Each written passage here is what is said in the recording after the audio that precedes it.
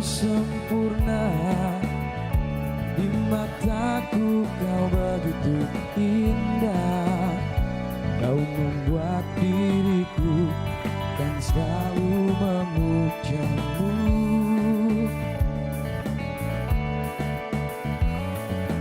Di setiap langkahku, ku kan selalu memikirkan dirimu. Tak bisa ku bayangkan hidupku tanpa cintamu. Janganlah kau tinggalkan diriku, takkan mampu menghadapi semua. Hanya bersamamu ku akan bisa. Kau adalah darahku, kau adalah jantungku, kau adalah hidupku, lengkapi diriku. Oh sayangku, kau begitu sempurna, sempurna.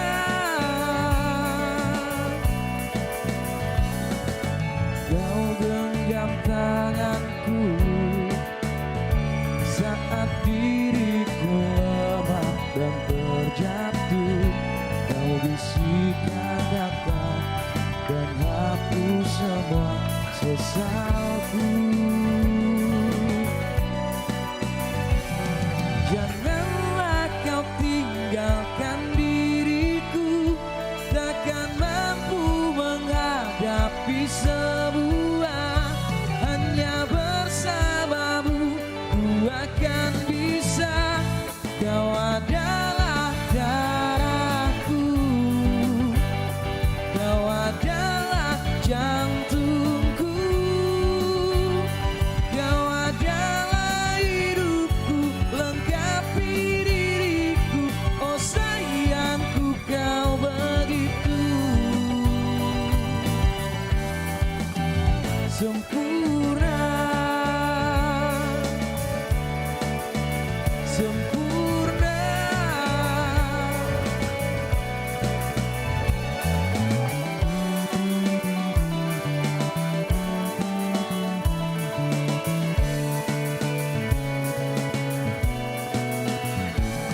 Janganlah kau tinggalkan diriku, takkan mampu menghadapi semua. Hanya bersamamu ku akan bisa. Kau adalah darahku, kau adalah jantungku, kau adalah hidupku, lengkapi diriku. Oh sayangku, kau begitu. Kau adalah darahku, kau adalah jantungku, kau adalah hidupku, lengkapi diriku. Oh sayangku, kau begitu. Sayangku, kau begitu sempurna, sempurna.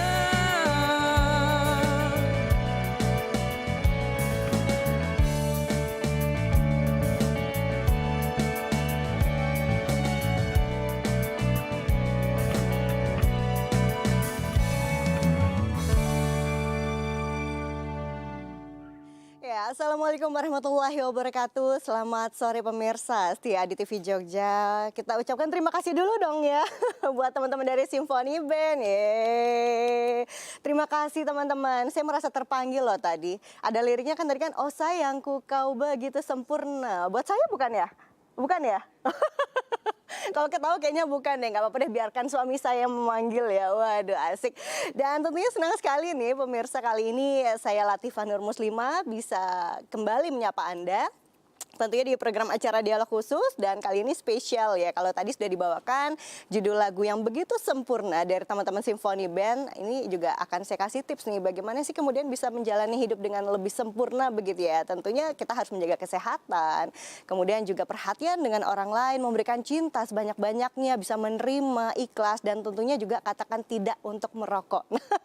Ini sesuai dengan tema kita kali ini, karena kali ini Adi TV bekerja sama dengan Dinas Kesehatan Daerah Istimewa Yogyakarta, kami akan mengangkat tema mengenai kita butuh sehat bukan rokok. Nah, sudah menjadi rahasia umum bahwa merokok itu adalah kegiatan yang sepertinya lebih banyak ya dampak buruknya dibandingkan manfaatnya. Tapi ternyata meskipun sudah dilakukan berbagai cara oleh pemerintah, udah membatasi aturan-aturan, bagaimana juga untuk menanggulangi nih permasalahan rokok, masih banyak sekali nih yang merokok aktif maupun nanti yang akhirnya menjadi perokok pasif. Tentunya kita tidak ingin ya ada hal-hal yang nanti kita tularkan kepada orang lain, apalagi keluarga kita sehubungan dengan penyakit yang nanti akan ditimbulkan dari efek merokok. Oleh karena itu nanti kita langsung saja mengobrolkan bagaimana kemudian kita itu butuh sehat loh bukan rokok. Bersama dengan narasumber kita, karena sudah hadir ada 2 orang narasumber. Yang pertama ini beliau cantik sekali dan sudah sangat siap pastinya menyapa Anda. Tepat di sebelah saya sudah hadir adalah Ibu Profesor Dr. Randa Yayi Suryo Prabandari, MSI PhD.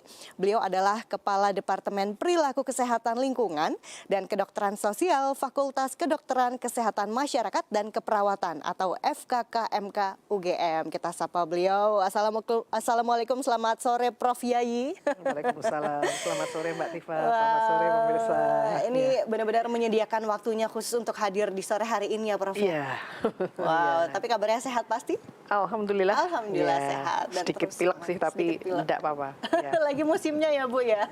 Saya juga dari kemarin mulai agak-agak ini nih, agak gatal tenggorokannya. Iya. Tapi tetap harus menjaga imunitas, tetap harus bahagia sepertinya. Iya, betul. Betul? Karena sehat secara WHO adalah sehat fisik, mental, dan sosial. Betul sekali. Ada 3 paket di dalamnya ya, luar biasa. Dan selanjutnya sudah hadir juga narasumber kita yang kedua. Beliau adalah Bapak Ahmad Hussein, SKM MPD. Beliau adalah kuiter atau mantan perokok. Ini juga harus disapa nih. Assalamualaikum, selamat sore Pak Hussein. Waalaikumsalam warahmatullahi wabarakatuh. Selamat sore Mbak Tifa. Selamat sore sore untuk pemirsa semua. Wah, ini kabarnya seperti apa Pak hari ini? Hari Senin loh ya Pak ya? Ya, kebetulan dalam kondisi yang lagi pengangguran ini ya. Oh iya, saya dengar baru pensiun kemarin Pak Iya, ya? betul, iya. Wow, tapi pastinya banyak acara juga dong ya? Pengacara nih. Pengacara pengangguran banyak acara. Tapi yang penting sehat dan nanti kita akan banyak ini ya Pak ya, berbicara mengenai bagaimana sih akhirnya bisa menjadi seorang kuiter seperti Pak Hussein. Iya, senang saya diundang ini, bisa Iya. berbagi pengalaman nanti. Ya, baiklah. Dan bagi Anda pemirsa, ini juga nanti harus berpartisipasi loh ya. Bagi Anda yang nanti ingin langsung bertanya atau mungkin menyampaikan curhatannya juga, mumpung ada Prof. Yayi di sini dan juga Pak Hussein, silahkan ya melalui line interaktif telepon kami di 0274 4531 900. Silahkan juga menyimak via live streaming di lensa44.com atau di channel YouTube di Adi TV Streaming Official. Seperti itu. Kita mulai saja obrolannya. Wah, ini berbicara mengenai rokok. Aduh, saya kadang juga agak gemes ya Bu Yayi ya kalau pas lagi di jalan ada orang merokok di jalan, di mana-mana banyak orang merokok. Sebenarnya kan kalau kita lihat sepertinya ini lebih banyak mudaratnya begitu ya daripada manfaatnya. Ini kenapa sih kemudian merokok sampai saat ini masih menjadi bagian dari gaya hidup? Apa sih yang membuat sulit untuk keluar nih dari lingkup itu sepertinya? Iya, Silakan Bu. pengendalian rokok di Indonesia menurut saya itu masih minimal, meskipun sudah bergerak ke arah ya mau ada pengendalian. Seperti yang tahun 2000-an itu sudah mulai ada kawasan tanpa rokok. Ya, dan kawasan KTR tanpa ya. rokok KTR ini sekarang sudah dari sekitar 400 kota kabupaten sudah lebih dari separuh yang sudah mempunyai peraturan daerah maupun peraturan kabupaten. Cuman kan kalau saya tanya mahasiswa-mahasiswa saya itu yang terutama dari daerah itu eksekusinya. Jadi kepatuhan terhadap kawasan tanpa rokok ini juga belum. Ya. Terus yang jelas rokok di Indonesia itu masih murah. Ya. Ya, Itu jadi faktor yang paling memudahkan. paling ya, Pak, memudahkan, kan, ya? ya karena di luar itu nyebrang dikit aja ke Singapura gitu harga rokok tadi yang dinyanyikan tadi itu 10 kali lipat. Ya, jadi harganya itu di atasnya kita dan juga di Australia itu waktu saya kuliah di sana yang di sini 6.000, di sana 60.000 dan tidak dijual batangan. Ini kita sedang advokasi supaya tidak dijual, supaya hanya dijual dengan per pack, tidak batangan, tapi kan gabungan pengusaha rokoknya pada protes. Wah, pada nggak terima ya pada nggak ceritanya terima. ya. Sehingga kan kalau rokok murah itu anak kecil bisa beli. Betul. Ya kan, satuan lagi, eceran lagi gitu kan. Kemudian iklan rokok juga masih di mana-mana. Indonesia adalah salah satu dari 10 negara yang masih ada iklan rokok. Di beberapa negara di dunia sebagian besar sudah tidak ada iklan rokok. Waktu saya sekolah di Australia 99 itu sudah tidak ada iklan rokok di televisi. Tidak ada. Billboard tidak ada. Iklan itu yang ada hanyalah iklan quit smoking. Ya, di televisi itu iklan untuk berhenti merokok. Ya, rokok masih dijual di sana. Cuma tadi kan mahal. Australia itu butuh 15 tahun bisa mengurangi 23%, tetapi intervensinya berlapis. Jadi yang perokok aktif itu dibantu oleh klinik berhenti merokok yang dilakukan oleh dokter, psikiater, psikolog, perawat jiwa ya. Tapi kemudian level berikutnya itu adalah mereka dokter-dokter umum, kemudian profesi kesehatan lainnya bersatu padu untuk kalau ada pasien itu ditanya kebiasaan rokoknya, kemudian diedukasi. Jadi kan orang diingatkan setiap kali, setiap saat. Nah, belum lagi di iklan yang ada adalah iklan quit smoking. Kemudian sesudah itu policy-nya macam-macam gitu ya. Jadi kawasan tanpa rokok di banyak tempat sih. Di sana mungkin orang mau merokok itu mesti lihat-lihat ya di mana yang boleh, karena sebagian besar nggak boleh merokok. Nah, kita kan baru kawasan tanpa rokok. Rokok masih murah, rokok masih gampang didapatkan. Dan selanjutnya rokok masih apa Bu? Ditahan dulu ya Bu ya. Nanti kita bocorkan di segmen berikutnya nih. Wow, ini masih menjadi pertanyaan besar ya. Rokok masih murah, masih gampang didapatkan, masih ada apa lagi nih di belakangnya ya. Nanti silahkan mengikuti seperti apa lanjutannya, tentunya masih di Dialog Khusus. Jangan kemana-mana.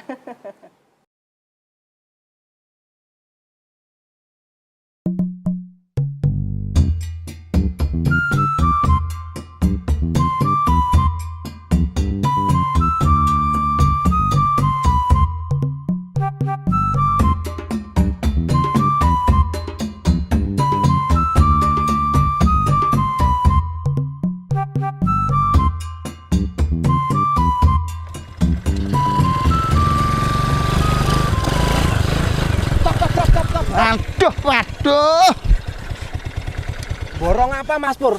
Kelihatan kok banyak banget itu loh. Waduh, kamu tuh makanya yang update. Ini loh, saya tuh lagi borong susu formula. Tahu nggak? Istri saya tuh habis melahirkan. Jadi kebutuhan susu harus mencukupi. Itu loh. Lah apa kebutuhan susu istri Mas Pur itu belum mencukupi Mas Pur? Waduh, kamu tuh nggak dong-dong kok. Ini bukan masalah cukup dan tidak cukup. Tapi masalahnya biar stoknya banyak. Semuanya bisa tercover gitu loh. Iya ya Mas Pur, keluarga Anda itu kepecutan. Kecukupan Mas Pur. Wah, Jan kamu tuh. Gini loh, tak jelasin sini tau. Makanya deket sini loh. Anak kecil itu, bayi, itu kalau dikasih susu formula seperti ini, perkembangannya bagus, biar cepet gede, gizinya terpenuhi. Itu paham? Paham Mas Pur. Minggir! Wah! Ganggu saya tuh. Ditunggu istri saya. Wah, bisa dimarahi habis-habisan ini. Nyegat-nyegat. Minggir!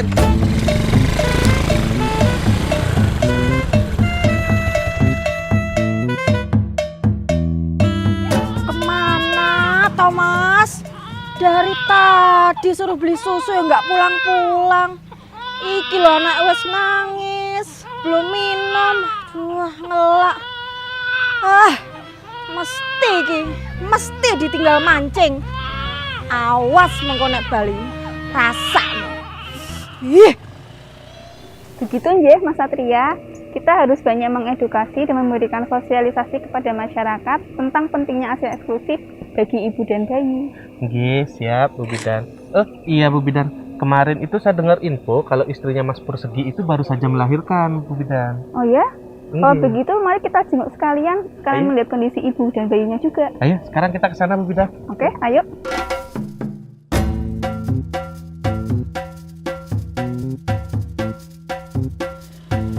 Mas, sampean iku nganti sekolah ndi wae toh? Maaf, Mah. Tadi tuh ada orang nyemplung kali, Mah. Sebagai seorang pemuda yang bertanggung jawab, tak tolongin tuh, Mah. Nulungi paling ya mbok tinggal mancing. Kok ta? Nah, piye to, Mah? Lah ikannya itu menggoda banget loh, Mah. Selamat pagi. Bu Bidan. Ada apa ini? Nggih. Ada apa ini kok ribut-ribut? Ini loh Bu, Mas Pur. Dari tadi loh saya suruh beli susu. Nggak pulang-pulang malah ditinggal mancing. Lah emangnya beli susu apa, Bu? Itu loh Bu, susu formula. Begini, Bu. Sebenarnya pada bayi usia 0 sampai 6 bulan tidak dianjurkan untuk meminum susu formula kecuali ada indikasi medis. Seharusnya bayi 0 sampai 6 bulan hanya meminum ASI eksklusif saja. Duh, emang kenapa tuh, Bu?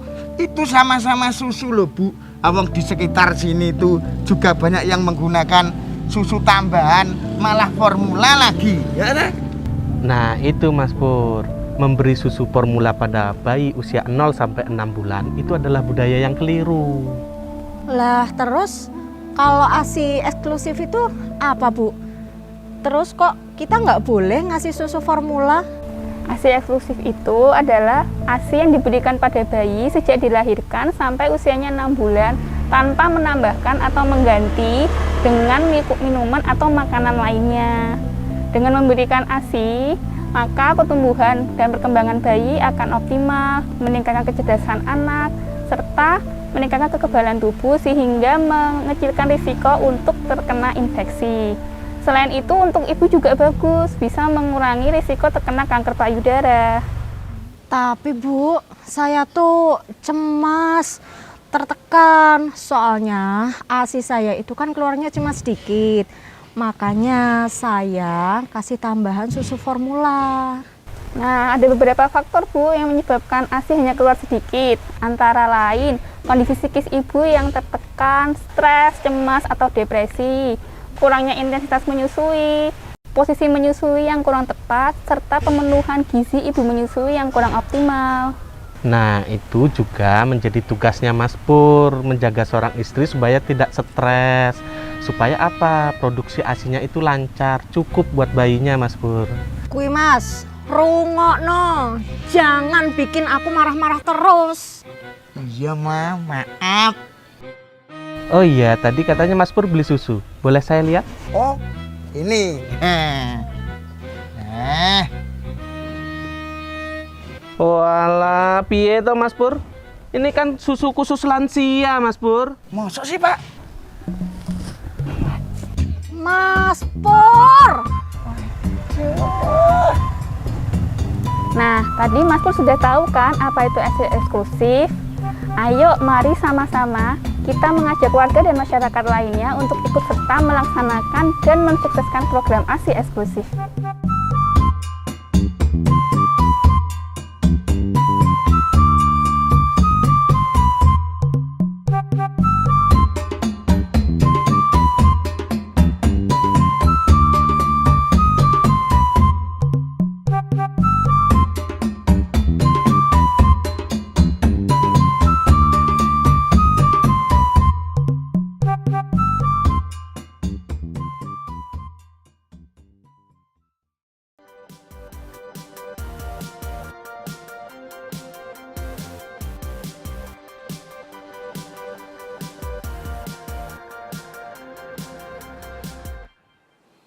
Ya, itu tadi ya, kalau tadi mungkin Anda sempat menyimak di segmen berikutnya bahwa sampai dengan bagaimana di Indonesia ini rokok sangat mudah didapatkan dengan harga yang begitu murah. Bahkan kalau boleh kita tarik datanya sedikit ya, sebenarnya di Indonesia tuh banyak sekali loh jiwa yang melayang hanya gara-gara rokok yang kemudian nanti menyebabkan berbagai penyakit bahkan komplikasi. Tapi ternyata dengan data seperti itu, fakta yang ada tidak dengan serta-merta memberhentikan nih orang-orang untuk ayo kita merokok, berhenti sampai dengan di sini saja. Ternyata tidak seperti itu.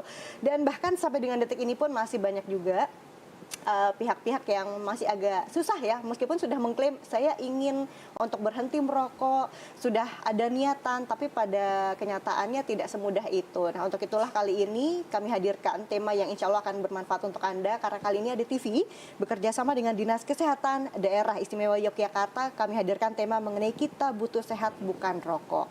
Untuk itu, silahkan menyimak dan silahkan berpartisipasi di line interaktif telepon 0274 453 1900. Masih ada 3 segmen kesempatan bagi Anda untuk bisa melayangkan pertanyaan atau apapun lah ya unek-unek di benak Anda, untuk nanti bisa langsung dijawab nih oleh narasumber-narasumber ahli kita. Oke, ini melanjutkan yang tadi nih Prof. Yayi. Ternyata begitu masifnya juga ya peredaran rokok di Indonesia. Kalau kita melihat iklan rokok di Indonesia itu saja, kalau sudah dilihat di packnya begitu, ini ada gambar di bagian leher yang bolong saja tidak cukup menyeramkan begitu, dan juga iklan-iklan lain yang kita rasa mungkin belum terlalu mengganggu psikis, makanya untuk merokok itu masih terus dilanjutkan. Lalu sebenarnya seharusnya seperti apa sih untuk pengendalian rokok yang ada di Indonesia, dan juga tadi sepertinya masih ada lanjutan ya, rokok ini masih seperti apa sih di Indonesia, apakah masih gampang didapatkan, dan serta-merta yang lainnya boleh diceritakan lagi nih Prof. Iya, Silahkan. selain memang mudah didapatkan, di mana-mana kita bisa beli ya. Kalau di Australia itu hanya di toko tertentu. Teman saya beli rokok itu harus naik bis 2 kali gitu ya. Wah, itu udah besar di biaya transport. Udah biaya di transport, jangan harap di kampus ada rokok, nggak ada gitu ya. Jadi satu, rokok kita masih murah, masih dijual batangan, ya kan. Iklan rokok masih belum dilarang. Kita sudah advokasi nih, tapi masih belum. Iklan rokok kan akan menyerang kaum muda, ya. Jadi iklan rokok kita hanya salah satu di antara 10 negara di dunia yang masih ada iklan rokok. Kemudian kita peraturan-peraturan belum banyak juga, baru kawasan tanpa rokok, dan itu eksekusinya juga belum sempurna, belum dipatuhi oleh banyak orang. Meskipun kalau saya bilang di Yogyakarta ini lumayan lah, orang sudah mulai patuh dengan kawasan tanpa rokok. Tapi coba kita keluar Yogyakarta, terutama keluar Jawa, begitu ya, itu memang harus ada tim monitoring yang harus memonitor supaya orang tidak merokok gitu ya. Kemudian tambah lagi profesi kesehatan juga belum semua bersatu padu gitu. Seperti yang tadi dokter, perawat. Iya, dokter, perawat gitu itu seharusnya semua pasien yang masuk itu ditanya tentang hidup sehatnya, termasuk rokoknya. Kalau mereka merokok, tidak berolahraga, ya segera diberi edukasi gitu ya. Kalau di Denmark itu semua dokter wajib bertanya soal kebiasaan hidup sehat dan wajib untuk mengedukasi pasiennya karena itu berhubungan ya. Kalau kita lihat kematian di Indonesia yang karena akibat yang berhubungan dengan kebiasaan rokok ini 450 ribuan lebih. Jadi kalau kita bicara korban pesawat jatuh ya. Pesawat jatuh kan 300-an ya. Ini 10 kali lipat gitu ya. Tapi orang ribut kalau pesawat jatuh gitu. Sementara kalau yang meninggal karena rokok enggak terlalu ribut gitu ya. Karena ya mungkin dalam tanda petik nasib gitu ya. Tetapi ya kalau sebetulnya penyakit-penyakit yang diakibatkan rokok itu meskipun tercover oleh BPJS, tetapi kan sebetulnya efek selanjutnya ya. Kayak misalnya penyakit jantung sudah biayanya tercover. Tapi begitu selesai dari operasi jantung misalnya atau gula gitu ya, itu kan untuk masuk kerja kembali tidak begitu saja ya. Jadi uang yang hilang karena hari sakit itu jadi lebih banyak, dan ini yang kadang-kadang tidak dipertimbangkan. Kalau habis stroke itu kan nggak bisa langsung kerja. Iya, ada terapi segala macam. Ada terapi dan segala macam. Ya kadang-kadang saya punya beberapa teman perokok yang harus menjalani operasi jantung itu pada saat operasi jantung ingat kalau harus berhenti. Begitu sudah sehat lagi balik lagi. Ini karena ini Mbak, karena adiksinya. Ya, jadi memang dalam kandungan rokok itu ada nikotin yang salah satunya adalah memang ada zat yang menyebabkan ketergantungan. Jadi kenapa para perokok yang memang berniat untuk berhenti, kalau data menunjukkan memang 75% dari perokok itu pengen berhenti. Tetapi yang berhasil hanya kurang dari 20%. Dan yang berhasil seperti Pak Usen ini sedikit sekali gitu, apalagi Pak Usen ini kan berhenti sendiri ya. Mereka yang dibantu itu juga mungkin sekitar 10-20 gitu ya. Jadi memang niatnya ada, cuman karena adiksinya itu menjadi susah gitu ya. Jadi niatnya harus betul-betul banget. Kalau saya bilang kalau di Indonesia itu kalau mau berhenti merokok itu memang uji nyali. Sampai se-ekstrim uji nyali loh. Karena begini, sudah masuk di puskesmas misalnya ya, sudah niat mau berhenti merokok, begitu keluar puskesmas ketemu temennya, bro, rokok yuk, gitu kan. Nah itu mau nolak gimana, ya kan? Nggak enak gitu ya. Nggak ketidakenaan para perokok itu yang menyebabkan dan kesungkanan untuk menolak gitu. Karena begitu jadi perokok nanti bisa ditanya Pak Husin, pasti akan ditawari karena sudah dikenal sebagai perokok dan itu menolaknya tidak mudah. Jadi faktor lingkungan ini juga berpengaruh. pengaruhnya besar sekali. Iya, Padahal jadi- keluarga udah suruh nyetop, misalkan istrinya, anaknya, tapi kalau kembali lagi keluar gitu, Iya. lingkungan ini akan berpengaruh. Apalagi ditawarin, mungkin awalnya nolak, tapi lama-lama kebawa lagi gitu. Iya. Juga apa ya, resikonya juga lebih besar. Dulu kami pernah membuka klinik berhenti merokok di di klinik paru, ya. Itu memang beberapa perokok itu kalau di rumah berhasil karena istrinya mendukung, anaknya mendukung, tapi begitu tempat pekerjaan, kemudian rapat RT, rapat RW, nah itu yang susah, ya. Karena semua jadi ahli hisap ya di Iya, situ ya, Bu, ya. Wah. jadi ya itu menentukan tanggal ya ahli hisap. Hisap, oke, wow. Ini karena tadi juga sudah sempat disenggol-senggol nih Pak Husein ya Pak ya. Saya juga jadi penasaran deh. Ini Pak Husein akhirnya berhasil ya menjadi seorang mantan perokok begitu. Boleh diceritakan sedikit Pak? Atau banyak juga nggak apa-apa lah ya. Karena kita punya durasi 3 segmen lagi nih Ya. untuk berbincang. Ini dimulai merokok waktu itu usia berapa Pak? Kelas 3 SMP saya. 3 SMP? Iya. Oh, muda sekali. Sangat-sangat muda.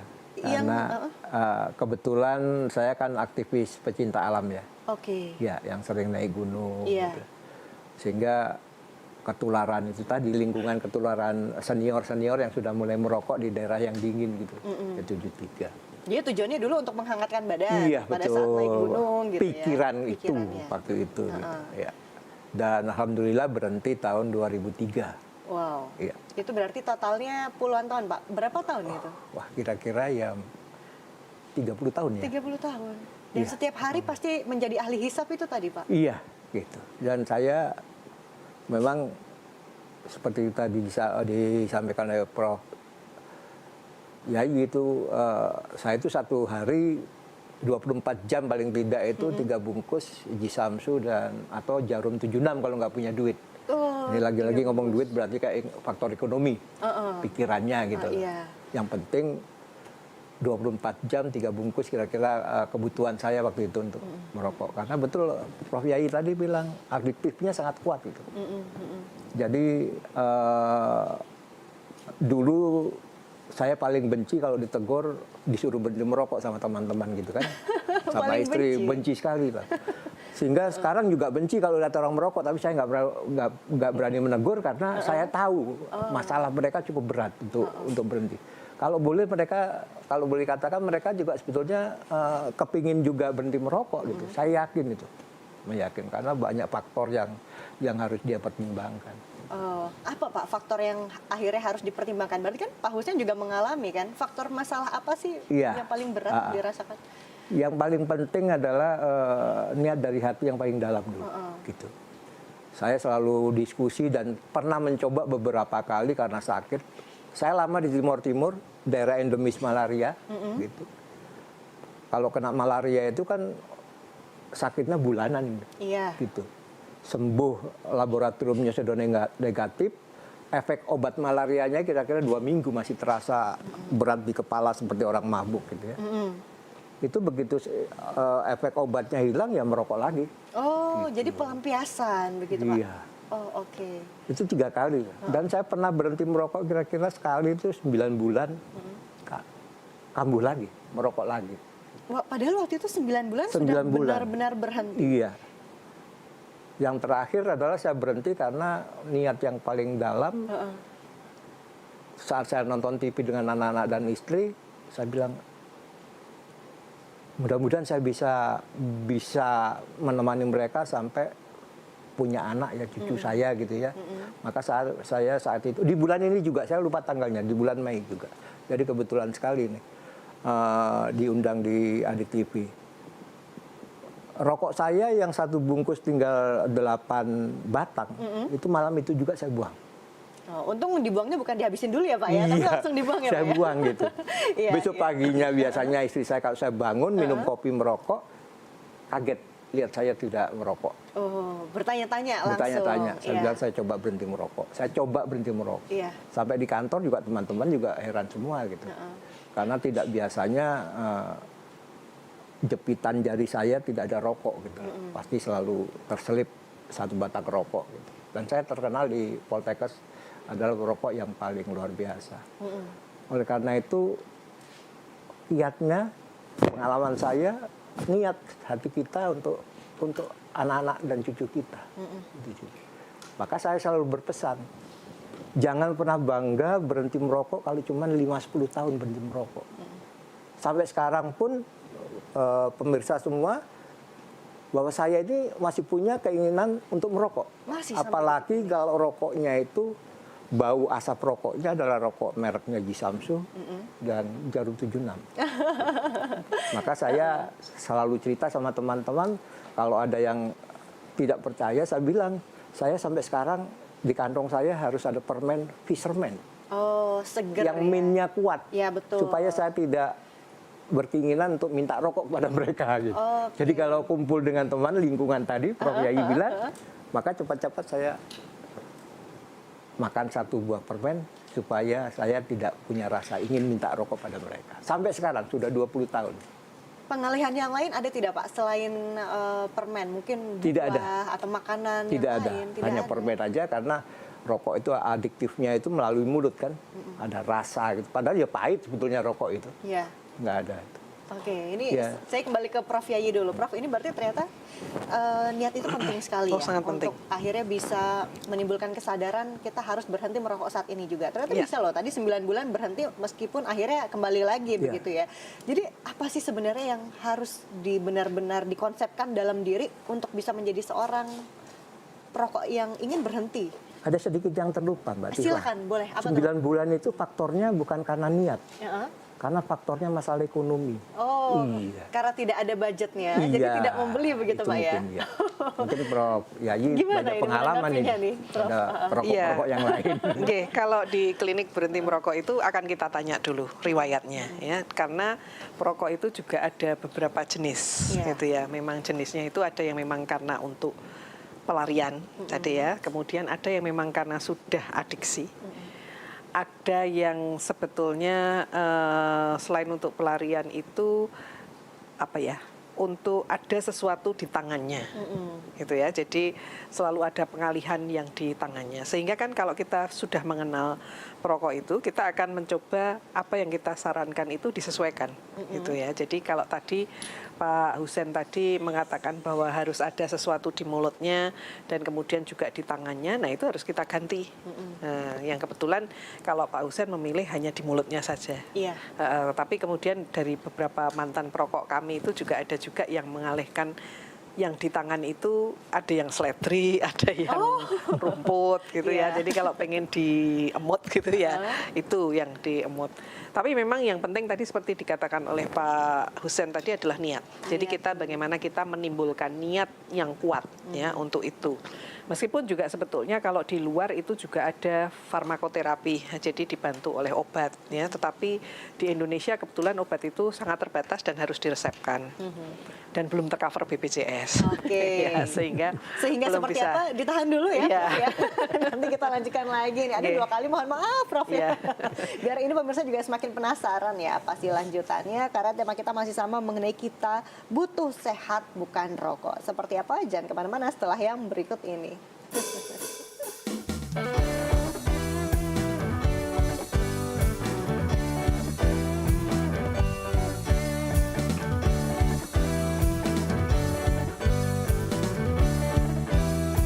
Apa kabar pemirsa? Ketemu lagi di VOA Creative Talk. Dan seperti biasa di program ini kita selalu mengulas berbagai macam story behind the scenes, behind the stage. Ini lagi ke New York sama tim, lagi apa nih? New York ini sebenarnya bagian dari beberapa rangkaian kota di Amerika yang kita datang, Mas Nara. Kita mulai dari Los Angeles. Di Los Angeles itu kami, rombongan KPI itu belajar tentang proses membuat konten. Kan banyak produser film di Los Angeles konten, kan. ya, iya. Beberapa produser film dari Indonesia pun ketemu kami. Tonton, pilih dan pilah yang baik. Kalau nggak baik laporkan KPI, tapi kalau baik ceritakan pada yang lain, viralin. Jadi jangan dibalik, viralkan yang buruk, terus diem aja kalau yang baik, viralin yang baik supaya banyak yang nonton yang Mungkin baik-baik harus itu. kerjasama dengan Departemen Pendidikan, Pak. Ya. Itu karena di sini di Amerika itu dari SD, SMP, SMA itu saya melihatnya di sini anak-anak itu dibuka, di media literasi itu sudah diajarkan dari SMP. Mereka sudah diajarkan nonton film, mereka sudah diajarkan baca novel, kemudian mereka nonton film.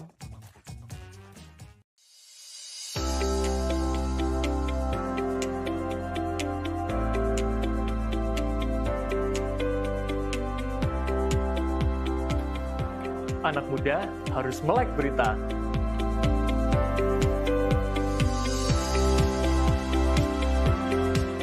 Makanya jangan kudet, kurang update, ketinggalan berita. Akses dan update informasimu di lensa44.com. Informasi terkini seputar Jogja hingga mancanegara lengkap ada di sini. Kamu juga bisa pasang iklan agar usahamu semakin dikenal.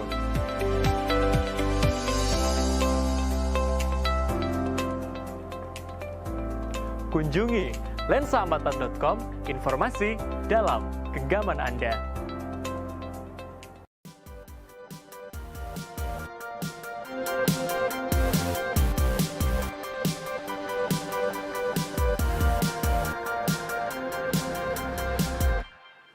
Wow, kalau berbicara mengenai merokok ini pasti ada yang pro dan juga kontra ya. Yang pro pasti yang merokok gitu kan, yang kontra pasti yang tidak merokok dan mungkin yang menjadi pernah menjadi korban dari perokok aktif akhirnya menjadi perokok pasif. Tentunya kita juga tidak inginkan ya nasib keluarga kita atau kesehatan diri kita sendiri ini tergadaikan dengan adanya rokok. Oleh karena itulah kali ini ADTV bekerja sama dengan Dinas Kesehatan Daerah Istimewa Yogyakarta yang kami harapkan dengan tema ini bisa membuka kembali nih niatan Anda bagi Anda yang merasa sebagai perokok aktif. Ayo kita bersama-sama yuk kita kurangi perlahan mungkin awalnya tidak mudah tapi tidak ada kata yang tidak bisa selama kita berusaha untuk mencoba seperti Pak Hussein tadi. Tema yang kita angkat adalah mengenai kita butuh sehat bukan rokok. Oke, masih dibuka bagi Anda yang sekiranya ingin berpartisipasi di 0274 4531 900. Tentunya masih bersama dengan Prof. Yayi, beliau adalah Kepala Departemen FKK MKUGM dan juga ada Pak Hussein, beliau adalah kuiter atau mantan perokok. Ini seru sekali Prof, kalau berbicara mengenai tadi ya terakhir juga sempat dibahas mengenai lingkungan dan juga bagaimana rokok ini ternyata ada zat nikotin di dalamnya yang membuat zat adiktif. Tapi sebenarnya kalau dibahas ada tidak sih satu saja manfaat dari rokok, Prof? Kalau yang ditanya non perokok enggak ada sih.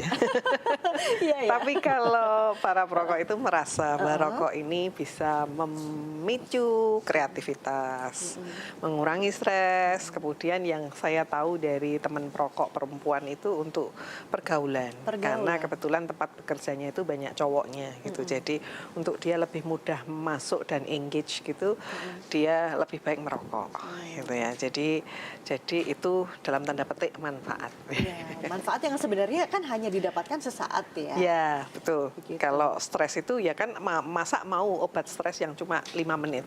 Ya kan? Rugi ya sebenarnya Rugi, Prof ya. karena kalau mau adjustment terhadap stres itu bisa banyak hal sih, mau berolahraga. Ya paling bagus adalah kita bercerita pada orang yang kita percaya ya, sehingga itu bisa curhat lah gitu ya, curhat kemudian bisa menyelesaikan paling tidak di awal, kalau tidak ke profesional itu untuk mengurangi stres. Kalau untuk pergaulan saya kira sebetulnya pede aja, nggak usah pakai rokok gitu ya. Jadi dalam kita, selama kita mempunyai kompetensi yang baik di dalam bekerja dan kita bisa menunjukkan bahwa kita mampu, nggak usah pakai rokok sih kalau menurut saya. Ya, karena kan kita akan dilihat bahwa kita itu mampu karena kita punya kompetensi, punya keyakinan bahwa kita bisa melakukan hal itu. Gitu. Oke, kalau kembali lagi ke Pak Hussein selama menjadi ahli hisab ada manfaat yang memang dirasakan untuk tubuh begitu?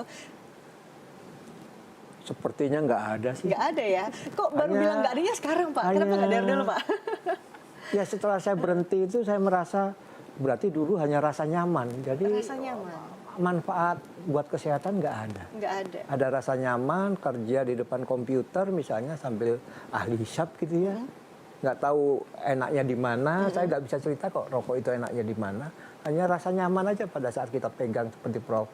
Yai bilang tadi ada batang rokok di jari kita gitu. Ada apa yang kita hisap gitu. Itu saja yang bisa saya manfaatkan.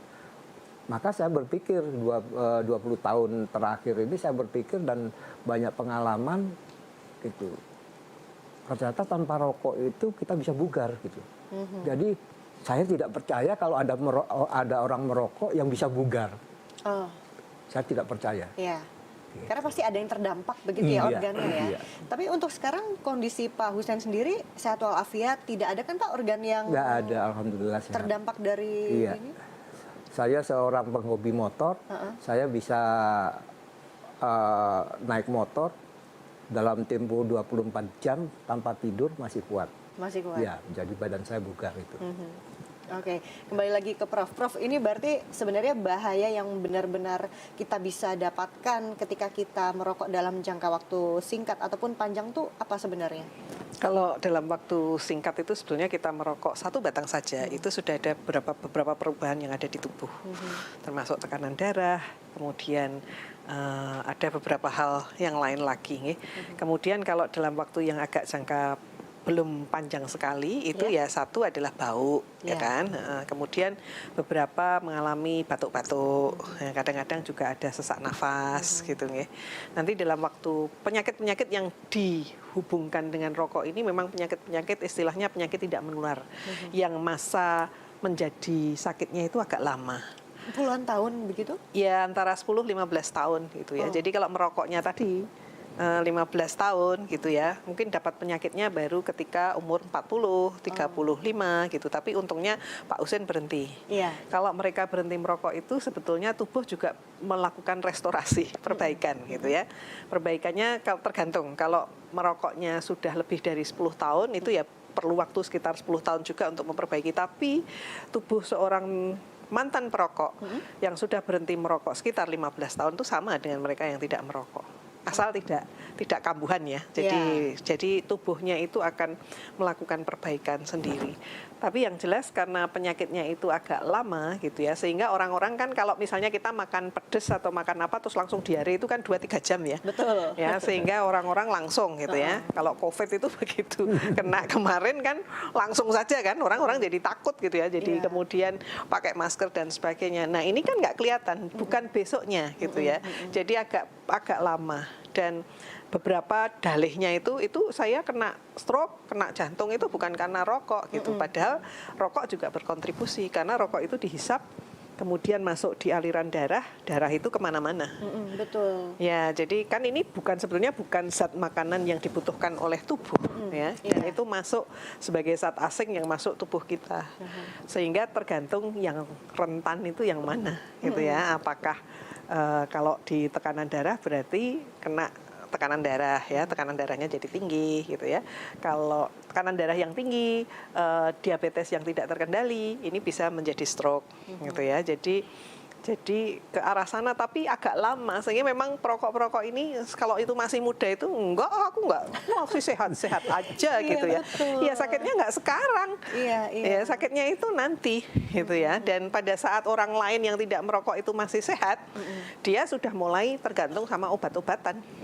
Gitu ya. Jadi itu yang perlu diperhatikan. Ini beberapa teman saya yang dulu zaman SMA merokok dan terus merokok, saat ini ya sudah dengan berbagai obat nggih. Ya memang masih terkendali. Kalau sakit itu yang sakit penyakit tidak menular tadi sebetulnya kalau bisa mengendalikan bisa terkendali. Cuman memang sangat disarankan kalau sudah sakit itu ya berarti harusnya berhenti merokok. Iya, kadang persepsi orang juga kalau ditanya pengen berhenti tapi masih nerusin gitu kan, terus ngerasa badannya saya kan belum batuk-batuk, saya kan nggak ada penyakit kolesterol, tekanan darah tinggi, jadi ngerasanya aman-aman aja. Padahal sebenarnya itu sedang menabung penyakit ya, yang ya kita harapkan sih nggak pengen terjadi, tapi kan kita nggak tahu gitu ya. Oke, tapi gini, di saat seorang perokok sudah menjadi perokok aktif selama katakanlah 10 tahun, terus misalkan ngecek paru-parunya, oh masih bersih aja, masih bagus itu apakah berarti paru-parunya memang tidak terdampak? Karena kan kita tahu kalau merokok itu pasti langsung masuk ke paru-paru kan, tapi pada saat di ronsen masih baik-baik aja kok paru-parunya gitu. Itu berarti di mana letak salahnya atau ketimpangannya di mana berarti, Dok? Bukan ketimpangan. Saya pernah bertanya pada seorang ahli kanker dari Amerika waktu itu, kalau untuk kanker payudara itu kan memang diharapkan pap smear sama sekarang ini juga mamografi itu yang bisa mendeteksi awal. Kalau kanker paru dia hanya bilang berhenti merokok. Terus saya bilang, loh nggak bisa diketahui dengan ronsen atau dengan dengan X-ray atau dengan yang lain. Enggak, karena nanti kanker paru itu progresnya cepat. Jadi kadang-kadang kelihatan bersih saat ini belum tentu. Makanya beliau bilang bahwa dia lebih baik berhenti merokok. Oh, secepat itu, sesignifikan itu progresnya. Akhirnya meskipun masih baik-baik aja kelihatannya, ternyata bisa tetap ada resiko besar di balik itu ya. Ya. Oke. Memang belum tentu semua perokok akan kena kanker paru, enggak ya, karena itu kan faktor risiko gitu. Tetapi tetap ada risiko ke sana. Paling tidak kanker paru adalah penyakit paru obstruktif kronik. Oke, nanti kita bahas lagi seperti apa kelanjutannya. Semakin seru dan semakin menyadarkan diri kita ya bahwa ternyata ayolah kalau kita sudah punya niat mulai dari sekarang aja, jangan ditunda-tunda, jangan sampai nanti kita menyesal karena ternyata apa yang tidak kita harapkan justru terjadi. Seperti apa mengenai tema kita butuh sehat bukan rokok, tentunya setelah yang berikut ini. Waduh, lah kok mengerikan sekali ini. Doh, ayo berangkat nanti kamu telat loh. Bu, sini nih. Ini loh, kasihan banget anaknya. Ini loh, Delon Bu, ada berita tentang kasus kematian anak karena pneumonia dan juga kasus diare loh. Lah itu pentingnya imunisasi pada anak Pak. Kemarin tuh Ibu dapat informasi dari Bu Bidan. Katanya di DIY itu sudah ada imunisasi PCV dan rotavirus. Kalau PCV itu sudah bisa dimulai di vaskes terdekat. Tapi ada batas kelahirannya itu 13 Juni 2022. Nah kalau yang rotavirus itu masih nanti Pak, 2023. Nah itu juga ada keamanan imunisasi ganda. Oh. Tapi aman toh Bu? Ya jelas aman, wong sudah direkomendasikan sama WHO dan ITAGC. Bu, di sekolah hari ini tuh juga ada imunisasi loh. Nah iya kan kamu sudah kelas 5 SD, jadi kamu sudah bisa imunisasi TD dan juga HPV. Oh itu biar sehat Bu. Iya toh. Ayo berangkat, nanti telat. Salim dulu sama Bapak. Hati-hati ya. Salim Pak. Ya. Assalamualaikum. Waalaikumsalam.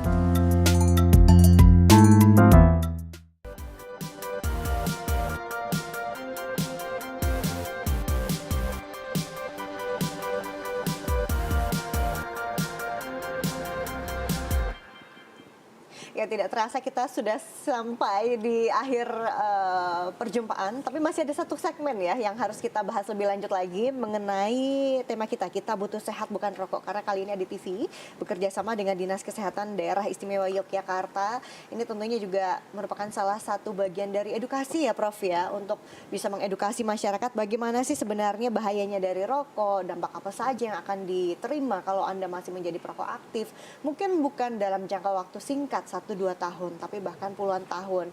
Dan juga seperti apa sih seharusnya kita mulai untuk berhenti merokok. Oleh karena itu kita hadirkan narasumber yang sudah sangat kompeten di bidangnya. Dan kali ini saya kembali lagi ke Pak Hussein. Pak Hussein, ini kalau berbicara mengenai cerita menarik dulu di masa lampau ketika masih menjadi ahli hisap gitu ya. Tapi sebenarnya yang pro dan kontra siapa sih waktu itu di circle terdekat untuk kemudian ayo berhenti merokok begitu? Iya, kalau pengalaman saya, kebetulan saya orang kesehatan, dan terus terang aja saya juga dosen, yang selalu memberikan edukasi, harusnya berperilaku yang baik. Kadang-kadang kita tidak percaya bahwa merokok itu bikin kita tidak sehat gitu. Padahal mengajarkan juga kepada yang lain, menghimbau ya. Tapi begitu saya berhenti, baru saya bisa merasakan itu ya, bahwa kita bisa bugar tanpa merokok. Jadi sekali lagi saya tidak percaya kalau ada orang bilang dengan merokok mereka bugar. Saya tidak percaya itu. Kecuali udah benar-benar berhenti baru bugar kembali begitu ya Prof? Betul. Seperti Prof Yai cerita tadi akan recovery gitu tadi. Oke. Prof, ini kalau tadi aja barusan Pak Hussein nih sudah buka-bukaan gitu ya. Beliau yang dulu memang berkecimpung di dunia pendidikan, kesehatan lagi kan ternyata menjadi seorang perokok dan lingkungannya juga mendukung begitu. Apakah memang pada realitanya yang ada di Indonesia ini jadi buka-bukaan juga ya untuk pemirsa ya, nakes atau katakanlah itu tadi yang memang berprofesi di bidang pendidikan kesehatan itu juga banyak yang masih merokok. Kalau data kami, tapi itu data cukup lama ya, tahun 2007 itu kami pernah melakukan survei di kalangan para profesi kesehatan di Jogja. Itu kalau yang laki-laki 20%-an. Itu masih merokok gitu. Nggak diam-diam ya, maksudnya mereka ya tetap mengakui kalau mereka merokok. Saya kalau ke dinas kesehatan juga masih ada sih yang merokok gitu, masih itu ya. Jadi di Fakultas Kedokteran sendiri juga masih ada juga waktu itu gitu ya. Tapi itu memang sepertiga dari angka nasional. Kalau angka nasional kan laki-laki perokok di Indonesia itu kan 66%. Jadi yang di profesi kesehatan sepertiganya. Tapi masih yang itu yang menjadi concern kita di Fakultas Kedokteran Kesehatan Masyarakat dan Keperawatan UGM. Kalau mahasiswa FK kami minta untuk tanda tangan perilaku profesional untuk tidak merokok selama pendidikan gitu ya. Dan di samping beberapa perilaku profesional lainnya. untuk mahasiswa S2 kami yang ilmu kesehatan masyarakat kami menghimbau. Tapi ya so far sebagian yang tadinya merokok waktu datang itu sebagian berhenti. Iya. Karena kampus kami kampus 100% bebas asap rokok. Ya, dan saya kira beberapa dosen selalu mengingatkan gitu untuk kalau profesi kesehatan yang harusnya menjadi panutan ya. Iya. Ya, untuk hidup sehat juga. Kalau saya bilang juga nggak ngerokok nih, harus olahraga, harus makan sehat ya supaya orang-orang tahu bahwa ini loh profesi kesehatan gitu ya, bahwa dia memang menjalankan hidup sehat gitu ya. Saya olahraga teratur, saya juga makannya diusahakan sehat gitu ya. Saya tidak merokok jelas gitu ya. Jadi orang tahu bahwa saya memang mengaplikasikan hidup sehat karena bidang yang saya ajarkan adalah tentang hidup sehat. Gitu. Betul. Yeah. Karena kalau kiblatnya saja dokter, terus profesi kesehatan lainnya, ahli kesehatan masyarakat, gitu kan ya, ahli kesehatan masyarakat kok ahli hisab gitu kan, menurut saya ya nggak pas lah gitu ya, nggak pas ya. Jadi ini juga sebenarnya semacam sentilan juga ya untuk yang masih melakukan ya, harapannya tidak dilanjutkan begitu. Oke, dan juga kalau kita lihat ini mungkin fenomenanya sudah lama ya, kita tahu bahwa ada yang namanya rokok elektrik yang kata sebagian sumber itu adalah ini kok bahan kimia berbahayanya tidak sebanyak rokok konvensional atau rokok biasa dan dampaknya juga tidak sebesar rokok biasa. Apakah memang begitu? Ya kalau dampak jangka panjangnya kan ini baru jadi belum ada penelitian yang istilahnya penelitian kohort yang sekian lama. Kalau yang rokok ini karena sudah setahun 1800-an, maka penelitian jangka panjang yang 50 tahun sudah ada. Dan memang tadi penyakit-penyakit yang tidak menular. Kalau rokok elektrik ini kan baru tahun 80-an sebetulnya ya, waktu itu Cina yang membuat pertama. Sehingga kajian-kajiannya itu baru yang jangka pendek. Sudah ada sih, memang tetap berefek pada tubuh kita. Dan beberapa negara memang menggunakan ini, Inggris, Australia, itu untuk jembatan berhenti merokok. Tapi kalau tanya saya Mbak, ini menurut saya kalau mau berhenti merokok ya kayak Pak Husin. Berhenti merokok saja, enggak usah dialihkan gitu ya. Karena itu toh sebetulnya yang dihisap itu kan juga tetap bukan makanan, bukan minuman. Iya betul, gitu meskipun perisanya perisa buah ya Prof ya. Tapi tetap saja kan bukan. Sayangilah tubuh gitu ya. Berikanlah yang terbaik untuk tubuh. Saya aja, makanan yang benar-benar makanan. Itu aja saya pilih-pilih. Ya, jadi apalagi kalau yang bukan makanan, bukan minuman gitu ya. Pilihnya gimana itu Prof, yang minyaknya banyak? Gitu enggak, kan, ya minyaknya banyak saya hindari, gulanya banyak saya hindari, karena Bapak Ibu saya juga sudah diabetes waktu itu, sehingga saya memang sudah sejak saya hamil, saya sudah teh itu sudah nggak pakai gula, kopi nggak pakai gula. Tawar semua. Ya tawar semua, karena kopi itu sebenarnya enak kalau tanpa gula sih sebetulnya. Lebih kerasa ya. Lebih kerasa, kita mau minum kopi apa minum gula. Betul. Ya, jadi itu makanan ya saya lebih banyak buah dan sayur gitu ya. Karena itu yang gorengan sama sekali nggak makan, Prof? Makan sekali-kali, tapi lebih banyak goreng sendiri. Karena minyaknya bisa saya kendalikan. Betul. Karena ya kita nggak bisa betul-betul bebas dari makanan. Ya kalau saya pesta itu ya mesti harus survei dulu gitu. Mana makanan yang memang cukup layak untuk disantap gitu ya. Sekali waktu ya pengen juga sih ngambil sedikit ya, tahu takarannya. Nah maksud saya minuman, makanan aja kita harus selektif gitu ya, apalagi yang bukan makanan dan minuman. Oke, nah ini juga karena waktunya yang sangat-sangat terbatas di akhir acara, ini saya pengen nih, mumpung ada Pak Husin dan juga Prof Yayi, boleh sekali lagi bisa dihimbau nih kepada pemirsa Pak Husin selaku quiter atau mantan perokok, ayolah kita sama-sama berhenti merokok. Seperti apa nih kira-kira himbauannya untuk pemirsa untuk bisa meningkatkan kesadaran diri? Ayo kita berhenti yuk sekarang. Silakan nih Pak Husin. Kalau saya tetap berpesan kepada pemirsa yang masih mencoba dan masih merokok, itu alangkah baiknya mari kita bulatkan tekad kita. Gitu.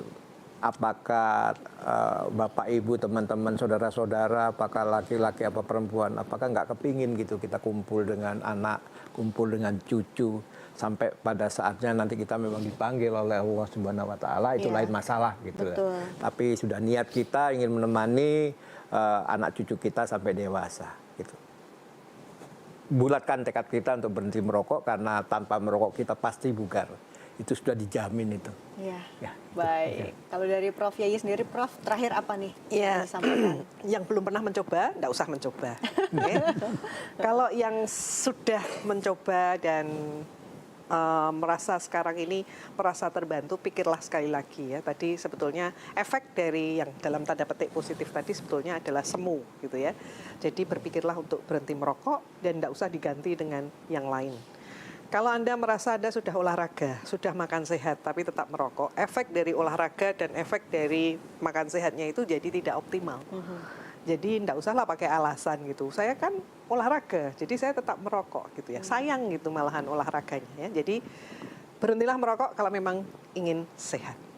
Baik, wow, ini benar-benar harus disimpan dalam memori dan diaplikasikan ya. Karena biasanya orang-orang ini yang susah adalah itu tadi memutus mata rantai kecanduan nikotinnya, perilakunya, dan utamanya lingkungan yang kurang mendukung ya. Jadi selama kita udah punya niat, ayolah ya, nggak usah nyoba-nyoba ya, Prof ya.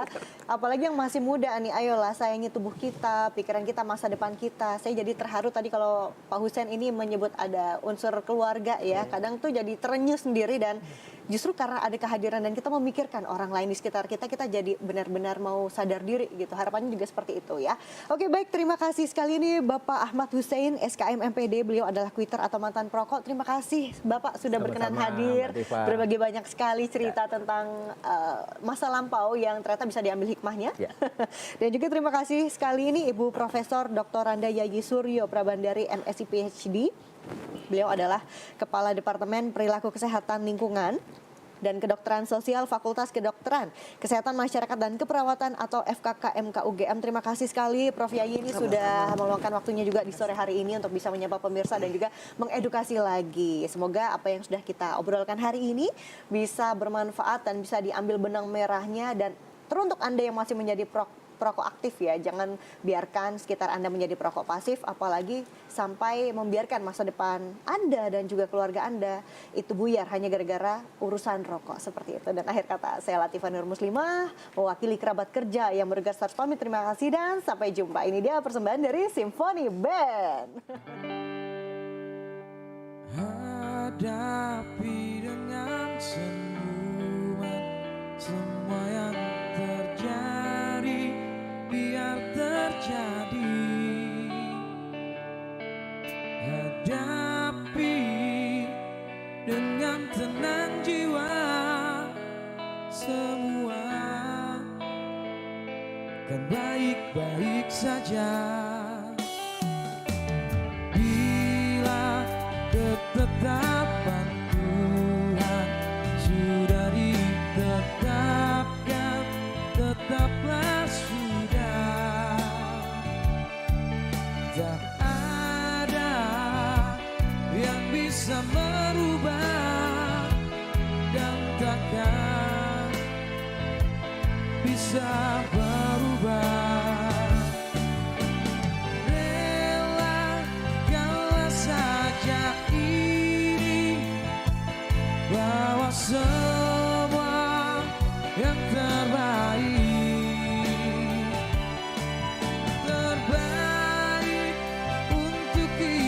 Semua menyerahlah untuk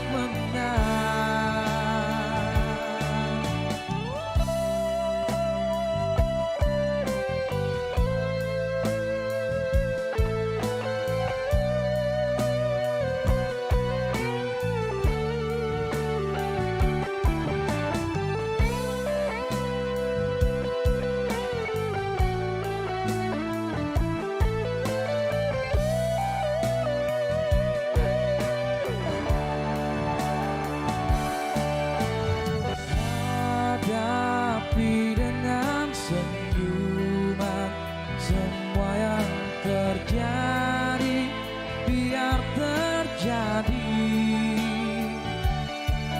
Hadapi dengan tenang jiwa, semua kan baik-baik saja.